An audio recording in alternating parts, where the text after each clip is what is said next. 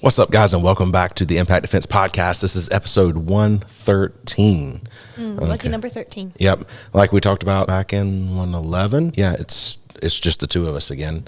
And it looks like probably next week it's just going to be the two of us as well, unless we can scrounge up somebody. So we'll see. But anyway, today we're going to be talking about vehicle security and kind of get started on talking about things around your vehicles.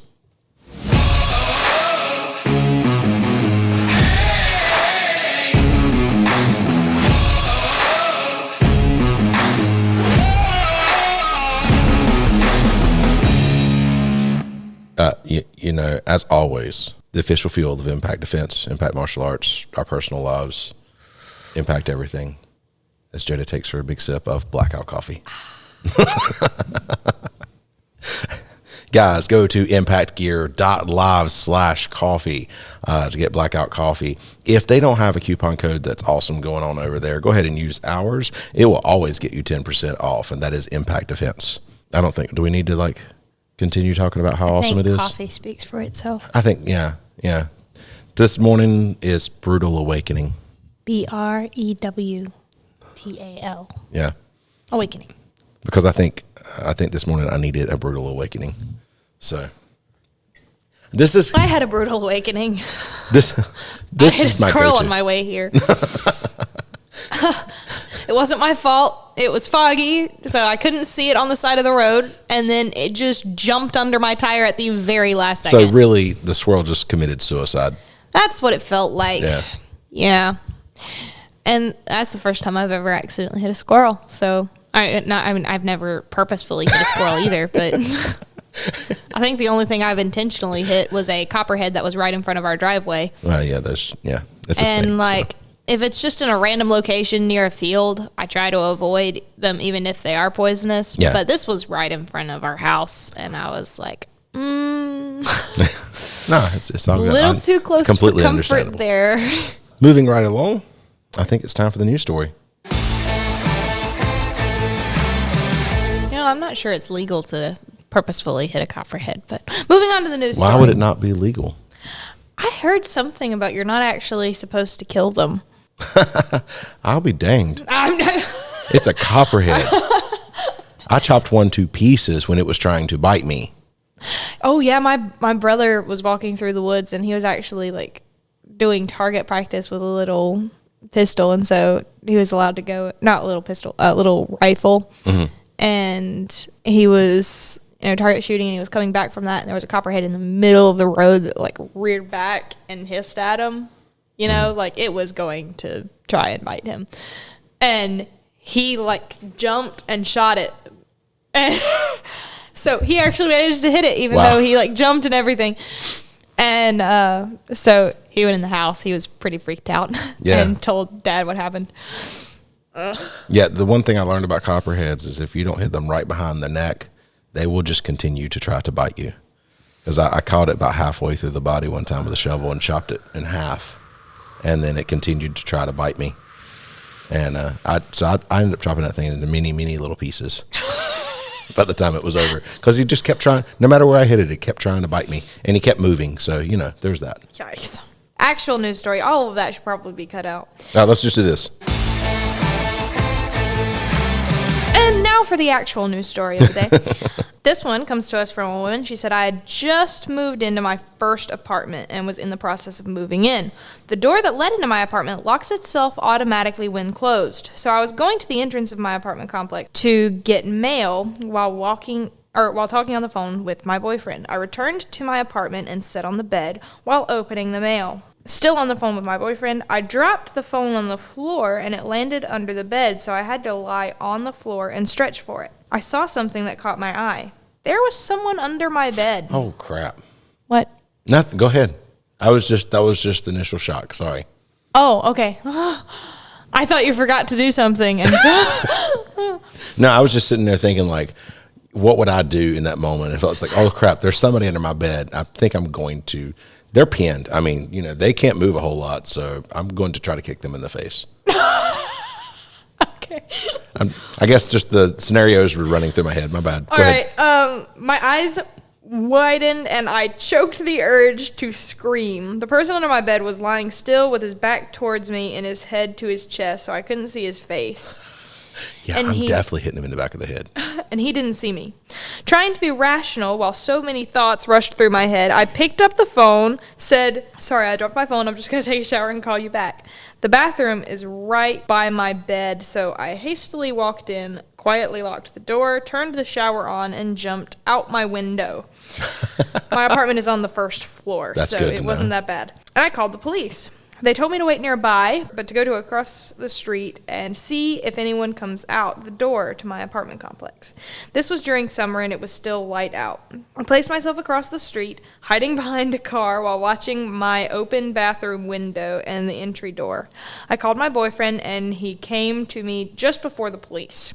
I gave them my keys and they went inside. Only moments later, 2 cops came out holding a thin and tired-looking man. His eyes looked crazy, but he didn't try to get away. The policeman that had stood beside me and comforted me while the police searched through my house told me that the man stood outside my bathroom door with one of my kitchen knives waiting for me to come out.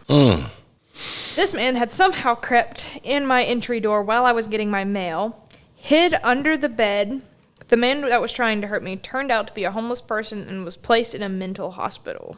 Holy crap. She was smart. Like, super smart. Like, everything about that was smart.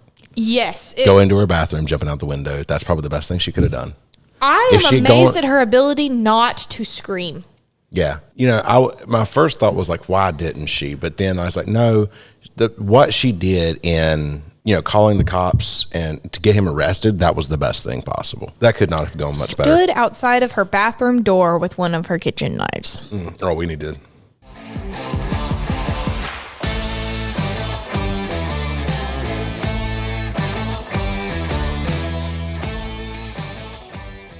That's wild. Yeah. Okay. That's one of our creepier ones that it really is. That would have been a great one for one of home defense podcasts that we've done, but we're on vehicle stuff now. So yeah, honestly, it's getting a little bit hard to find usable news stories because there are some that we could use, but they are insanely gruesome. Yeah. And we are not a true crime show. Yeah, no. And we like to deal with things where people actually defend themselves and not, oh, well, they were murdered.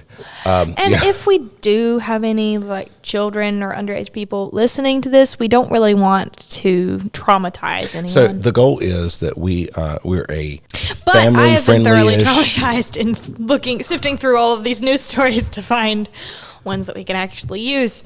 We're as family-friendly as you can be for a reality-based self-defense podcast. That is our goal. Okay, we want it to be something you can go, hey, let's bring the kids, listen to this, so you can kind of understand how the world is in some ways. Yeah. Trying not to be too doom and gloom, but just getting people to be smart. So we're going to talk about some of the basics of vehicle security. I love some of this stuff that we're going to talk about today because we do our Defender course. Generally about twice a year, we have a Defender course.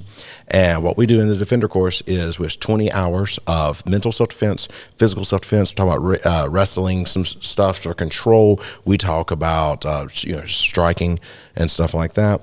We do. We actually shoot. We train people to do some shooting. We do... gun defense, knife defense. Yeah, and then gun defense. We do knives and knife defense, and we do blunt weapons and blunt weapon defense. So we kind of cover all of that and at a basic level for the first level, and then we kind of move that a little further and start doing some medical training stuff in the second level, as well as more advanced versions of everything else we've done. But in our first basic level, one of the things that we do is we take everyone out to the parking lot, okay, and then we look at everyone's cars. This is always wonderfully eye-opening. It's like, what can you tell about this person by looking at their vehicle? Because people do this crap. Criminals do this. They look at your vehicle and they say, okay, can I see do they have kids? Do they not have kids? All of this stuff. So we're going to talk about some of the things that we usually talk about during that time and say, hey, these are the things that you should or should not do. So first, looking at that, we're going to look at stickers on vehicles because this is one of those things that drive me absolutely freaking crazy. Number one, don't have your kids' school or sports teams or whatever stickers on your vehicles. Yeah, it's great, wonderful, yay. My kid's an honor student at such and such elementary school. What does that tell the person? That tells the person that you have a kid, they're in elementary school, they're in this elementary school, so that means you probably live in this area. Just, it makes that easy. Now, another thing that really gets on my nerves, now, some I find very entertaining, but another thing that gets on my nerves are the family stickers.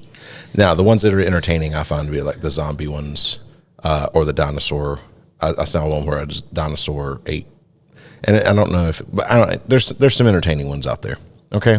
I'm sadistically entertained by the ones where they have like scratched out one of the like members. I don't think that's the way it was intended to be. No. That's just like I'm just the like dad, the mom, whoa. and the 3 kids, and all of a sudden there's a very aggressively scratched out dad there. So something went wrong in this picture. But but think about that. Even that right there tells the person to say, "Oh, yes. There's no man in the relationship now." Yes. Okay. Like I said, sadistically entertained. Most of me is looking at it going, oh no, you're telling somebody that you're probably alone in this store with children. Yes. It makes that one worse is I see that one with names under the people on the back glass of the minivan. I have seen that so many times. They can tell you exactly what all the names of your children are. That's wonderful. So there's a story that I bring up almost every time we talk about this. And there was one where it was like this family. It was the family stickers on the back. It had the dad, the mom, and had 3 kids. There was 2 of them that were boys, and there was one little girl named Maddie. This little girl was standing there. The mom was putting the 2 younger boys in the minivan, and there was a guy who had abducted this kid or tried to abduct. Now I'm having trouble remembering. I don't remember if he actually successfully got her. I kind of think he did, though, where he says, hey, Maddie, come here. And he called her over. Well, she thought, he must know me. He knows my name. And he freaking got the name off the back of the minivan. And that one just pisses me off so bad. Okay? Because that is super simple. And all you have done is create an opportunity for a criminal. Oh, yeah. And think about it. Like so many parents, even ones with those stickers, they'll send one of their kids to put the buggy back. Yeah. Yeah. The cart, if you're northern. Some people here call it shopping carts. That's true, but I don't think anybody in the north calls them buggies. I don't know. I haven't gone up there too often. I try to avoid it. My husband's northern. We can forgive him, though. Sorry. Listen. We already say enough to cut Florida off, and let's not make a whole other section of the country hate us, okay? Oh, we're just kidding. Mostly. There's a reason so many northerners move here. Not a lot of southerners move up north, though. I'm kidding. I kid. Sure you do, Jada. Sure you do. I think the more I say I'm kidding, the less they believe me. The less I believe you, that's for sure. Yeah, but then you've got the question of, like, what about the college parents? It's like, oh, all that tells you is that, like, well, it's an adult age kids. Does that matter anymore? It's like my kid is, it goes to this university or whatever. I think that matters less. I will be honest with you. I do think that matters less. Okay. One problem I have with it still tells somebody too much about you, in my opinion. It also reveals your age, or at least the general area of your age to the person reading it.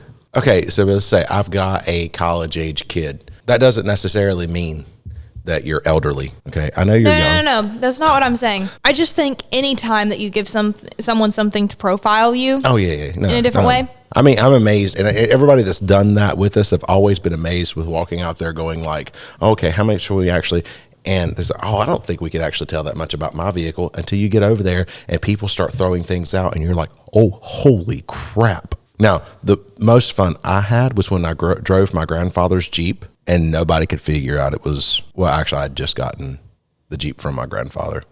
Nobody could figure out it was your vehicle. Yeah, he had passed away, and I ended up getting his Jeep because there were so many things that's like, hey, he was an 80-year-old man. They're looking at this vehicle going like, I don't know whose this is, but this thing, they could tell a lot about it, but they didn't know it was mine. So that was a little bit different. But I also specifically try to not put too many identifying things on my vehicle. Yep. Let's talk about other stickers, like grandparent stickers. Grandparent stickers, yeah. Yeah, that right there does tell you. No. Well, kind of. No, it really doesn't. Because my parents are in their 40s and have children that could have kids at this age. Including yourself. That's what you're.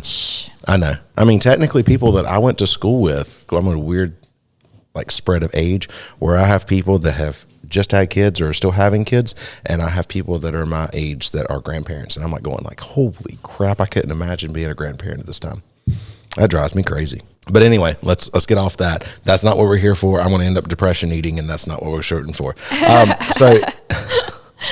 Yes, please don't advertise grandparent. But it also says that like if you, a lot of times grandparents who have those stickers on their cars could end up having that child with them as well. Yeah. So it could also make you be watched. Yep. The thing I get a lot was like, I won't put anything on my vehicle except for a Glock sticker because that way they know not to mess with me. Well, they also know that you're probably carrying a Glock.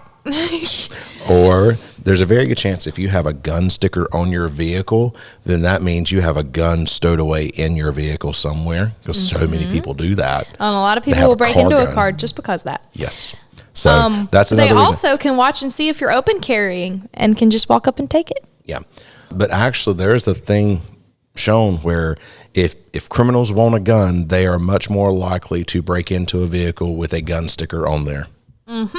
So you're increasing your chance of getting your vehicle broken into for a firearm. Okay, so no, I'm not a big fan of those either. Another thing would be is when people leave valuables and stuff and important things in plain sight in their vehicle. That gets on my nerves. You know, we've talked about it before. We were talking about home defense, garage door openers. Some people leave those. Now, I think we're phasing away from those, you know, with smart home technology and stuff like that. But still yet, some people just kind of like have it out there in their console, like open console or dash area. Phones. Mm-hmm. We had somebody in one of our, this was not a phone. We had somebody in our Defender course that we looked into their vehicle, and they had like their mail in the back seat. Yes. And they were actually kind of an important person. And so public figure, let's say. Yes, a public figure that could definitely have enemies. And people read the mail and saw who it was. And their address. Yes. So there was an address on the mail and the name that told you who they were and where to find them, you know? People don't think about mail a lot. But yeah, mail's a big one. But I've had to have like certain pieces of mail in my car, but guys, that's what the little pockets on the side of your doors are for. That something can hide in, and or you turn just it upside turn down. It down. Yes, where at least you can't read the names. Yeah, but it's always better if you can keep them from seeing it in the first place. Yeah. But I'm just saying, at least if you have to leave something valuable in your car, shove it under the seat or in the glove compartment if you're not using it as a trash can. There was a lady at our church got her purse stolen because she left her purse on the passenger side of the vehicle. Somebody come up, smashed the window, and stole their purse out of there in a church parking lot. And it wasn't somebody who went to the church. It was somebody who was driving through the parking lot looking for things like that. That's what so many people don't realize, is it doesn't matter exactly where you are. If you're parked in a public area, people can come by and look into your vehicle and see if there's something valuable there to steal. Okay. Mm-hmm. And in that case, they stole that. You know, it could be an identifying thing, whatever. I have seen people leave phones like right there on a seat or in a cup holder in between the seats. And it just blows me away. Just other things that might be valuable in stealing, you know, or identifying or anything. GPS. And I know we're kind of phasing away from that too. But some people still have them. Keys. Yeah, I've seen sets of keys left in the vehicle. And it wasn't to the vehicle, but it was just, you know, still yet. Usually if my keys are in my vehicle, I have been now locked out of my vehicle. Yes, same here. Yeah. I am not a super huge fan of child safety locks. I don't know what that says about me, but I mean, I know that anybody, even who doesn't have ADD, can get locked out of their vehicle. I am well aware, but I do have ADD, and I have the bad habit of setting my keys down to find something that I had just randomly seen in my car. And so I was like, oh, what was that thing? And then I go looking for it, and then I accidentally leave my keys sitting there, and I turn and I get out of my car, and there my keys were in the car. We haven't talked about them in a long time. Let me just say, I have ADD. I can't count how many times I've locked my keys in my vehicle at times. Do you know what I have? I've not locked my keys once in my vehicle since I have been on Magic Mind. I have locked us out of here, and I've not done that since Magic Mind. Just a little plug there. I mean, you know, it's not even, we're not even getting paid for that, but Magic Mind, CO/defense. Think about it. You'll think so much clearer if you get magic mine. All right. Go ahead, I'm sorry. Yeah, I've locked myself out several times. This one time it was really impressive because my husband and I had driven separately somewhere, and he was in his motorcycle and I was in my car, and I turned and got out of the vehicle, shut the door, and as soon as the door clicked, I realized that I had left my keys in the car. Yes. And so I looked at my husband and I was like, you're going to have to go home and get the spare key. And so he goes home and grabs his normal set of keys, comes all the way back, and I was like, no. It's like, babe, you don't have my spare key on your keychain anymore. So, because the thing holding it fell off, and so instead of just losing the key, it was like one of those button activated keys, so it was falling apart, and we just didn't want the actual key part to fall out. Yeah. Because it did on one of our other ones of it. So, yeah, he was like, what are you talking about? Yes, it is. And I was like, no, the key was falling apart. We had to take it off so that we didn't lose the actual key part. Yeah. He was like, you're kidding me. And he looks and he goes, you're right. Your key isn't on here. So he went all the way home to grab the spare key, came back and didn't have the spare key. So we had to call my parents to grab the actual spare key. And so my mother came and gave us the key. All of this ended up going until 10:30 at night because of the issue. And the bad thing was we had to wait outside because we were actually parked behind the school because that's what we do whenever we have to do anything, on Main Street. Yeah. We just park behind the school because we like it better than the public parking. Yeah. And so I was behind the school, but my keys to even get in here were in my car. So we couldn't even wait inside. We just had to sit behind the school. Come to find out, our neighbor could have just jimmied the lock because he's a car guy, and he was here. Yeah, that's right. He has one of those things, doesn't he? Yep. So we could have just had him bust into my car. Well, we don't bust in. Not bust in, but, Is it Slim Jim? Yeah. Is that what they're called? Yeah. I could be completely wrong. And Yeah, he said he could have gymmed it, so. Oh, yeah, okay. I was right then. All right. Don't leave your windows down and your vehicle unattended. Don't sit in a parking lot with Guys, that all goes of your for windows sunroof down. too. Yeah. Don't leave your sunroofs open. Because people small enough like you can slip right in the sunroof. Oh, it'll take me half a second to get in a car that sunroof is down, including my own. I have to stop myself from leaving my sunroof open whenever I leave somewhere. I'm just and it's simply because I have that stupid ADD where I'm just going, if I lock my keys in the car, I could just jump in through the top.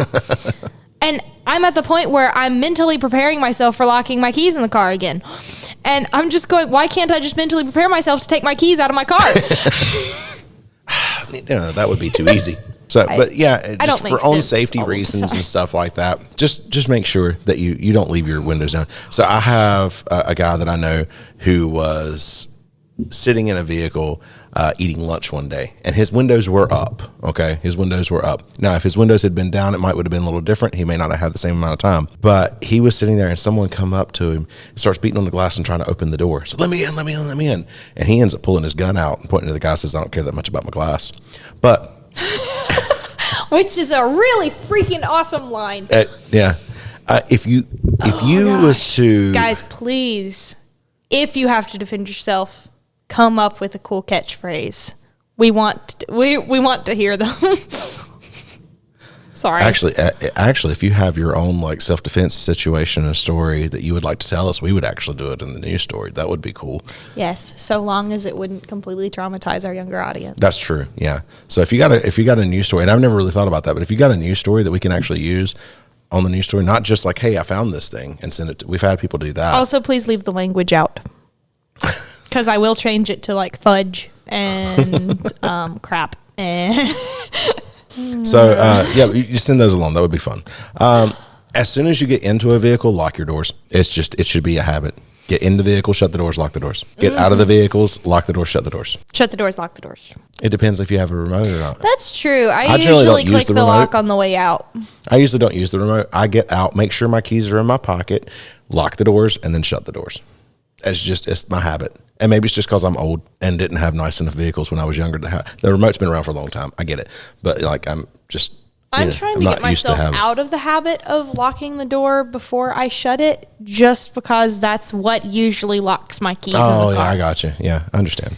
Yeah, I'm trying to force myself to not just lock it as I shut it, because I can just catch my arm in a way that locks the door as I'm shutting it, because I don't have the button key anymore, you know? So this is a great oh, sorry, I'm moving on. My bad. No, you're good. It's not like it's super important information, but this is a great time to bring up a sponsor that we have not brought up in a while, theatomicbear.com, because they got these really awesome tactical pens, including the new tactical pen, the Stealth Pen Pro, with all of them have awesome glass breaks.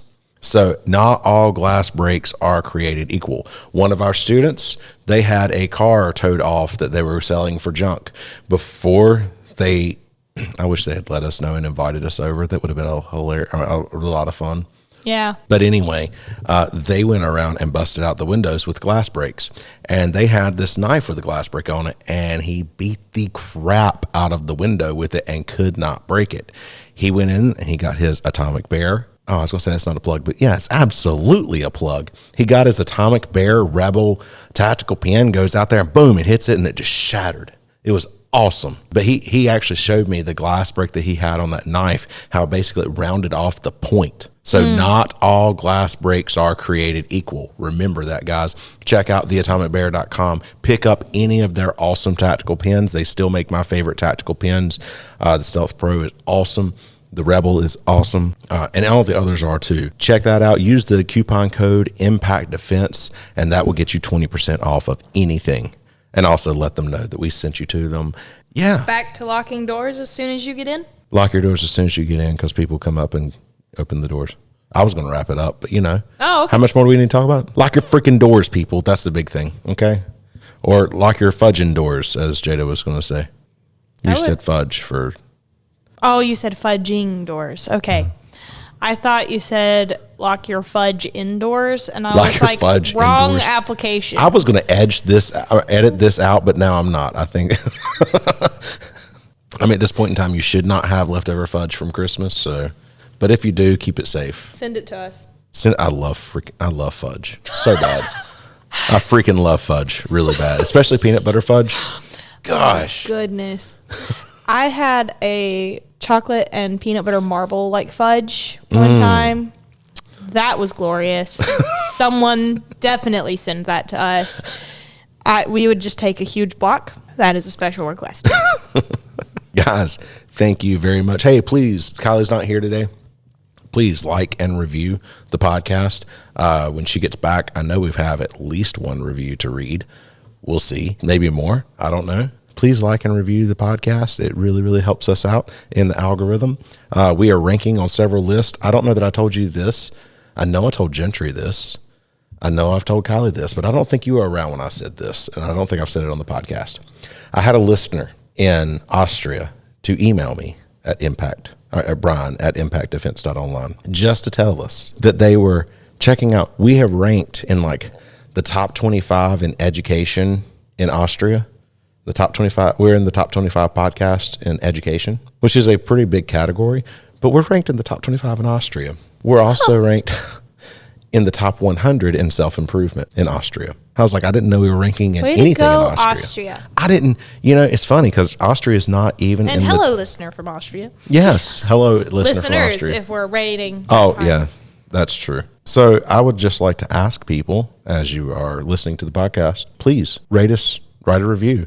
That really helps us out. I find it very interesting, though. Oh, you know what? Really quick, on the topic of vehicle security, get a bike lock if you have a bike. Get one that's not really easy to just, clamp through. But any bike lock is going to be more helpful than no bike lock. But if that's your form of transportation, it's at least better than walking. So try to keep it from being stolen. That is all. Thank you guys so much for listening. I really, really appreciate it. I was just having the conversation the other day. I can't believe that people listen to us talk about self-defense. It baffles me. According to Spotify, we're listened to in 21 different countries. That baffles me completely. I don't listen to us. I know. You're not supposed to tell them that. Well, I mean, first off, I was here, Second, why would I want to hear my own voice? I don't understand why you people want to hear my voice. You probably don't. You're probably here for Brian. I doubt it. All right, guys. So thank you again very much, and we will see you in the next one.